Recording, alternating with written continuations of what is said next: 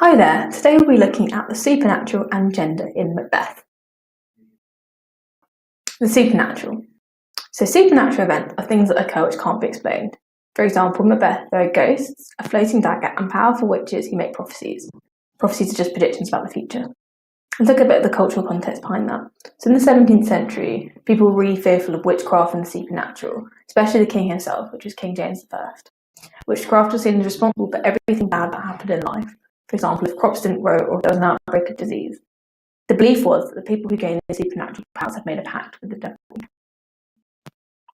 James I. So James I was especially superstitious and fearful of witches. He was known as a witch hunter and saw hundreds of people burned to the stake for witchcraft while he was King of Scotland. He called witchcraft a high treason against God. That's a direct quote.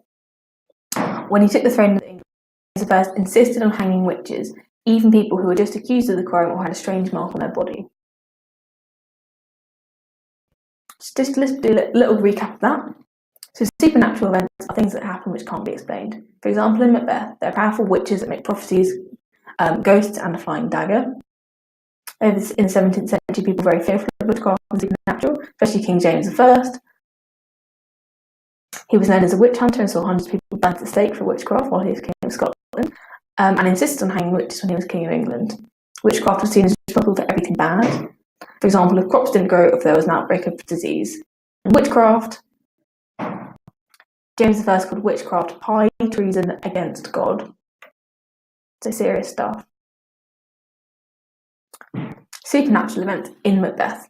So supernatural events are things that can't be explained. The following supernatural events seen in Macbeth: powerful witches that make prophecies, ghosts, and a floating dagger. Now let's have a look at men and women.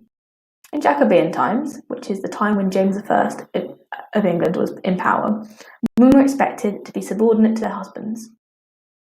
Subordinate, which means women were supposed to obey their husbands. If the women argued, they could be beaten. Parents raised women to believe that men were more important than they were. It was definitely not expected that a man would treat his wife as an equal. Powerful women in Shakespeare. However, Shakespeare made a lot of his leading women strong characters. This may have been a reflection on having Elizabeth I on the throne just before James I. In Macbeth, Lady Macbeth seems to be a very powerful character. She encourages her husband to murder King Duncan and pressures him by implying that he is a worthless coward if he does not. Ultimately, though, he develops a hunger for power which overtakes his care for his wife. Expectations of men. Men were expected to behave in an honourable way and show qualities like loyalty and bravery. Macbeth begins the play by being brave and honourable, risking his life to fight for his king and country. However, he soon dishonours himself by being disloyal to King Duncan and his other comrades. Let's just have a quick recap and cover a little questions.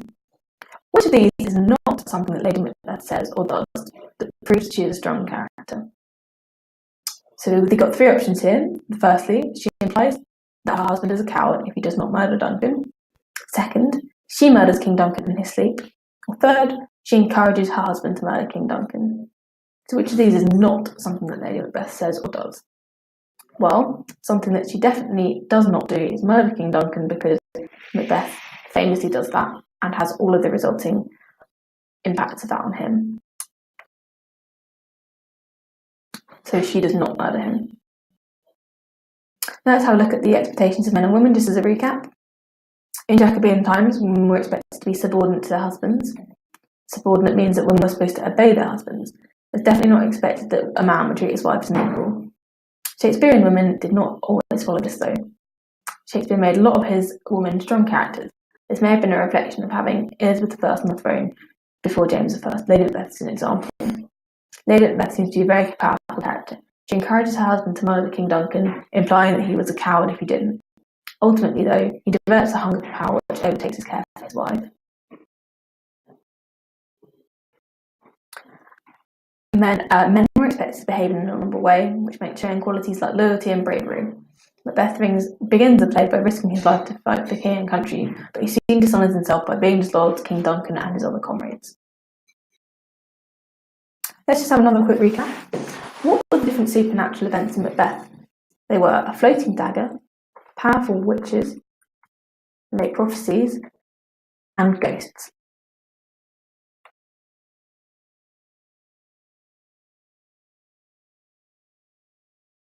What were the different norms concerning the treatment of women in the 17th century? Were women expected to take a dominant role in relationships, or were they expected to be subordinate to their husbands? Women were expected to be subordinate to their husbands. Now, did parents raise women to believe that men were more important than they were? Or did parents raise women to stand up for themselves and take an interest in politics? Unfortunately, men were seen as being more important, so parents raised women to believe that men were more important than they were. Now, could women be beaten if they argued with their husbands, or could they beat their husbands if they argued with them? And unfortunately, again, they could be beaten if they argued with their husbands. James I's view on the treatment of witches. Let's just quickly recap that. James I was especially superstitious and fearful of witches.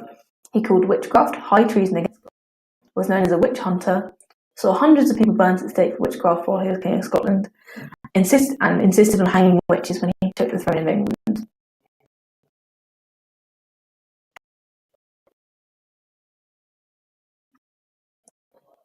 Now, which of these facts are true about witches and witchcraft in the 17th century? Did people believe that witches were the enemy of the devil, or believe that they had made a pact with the devil? The correct answer is that people believed that witches had made a pact with the devil. Were people trying to become witches to overthrow the regime, or were people fearful of witches and the supernatural? The correct answer is that people were very fearful of witches and the supernatural.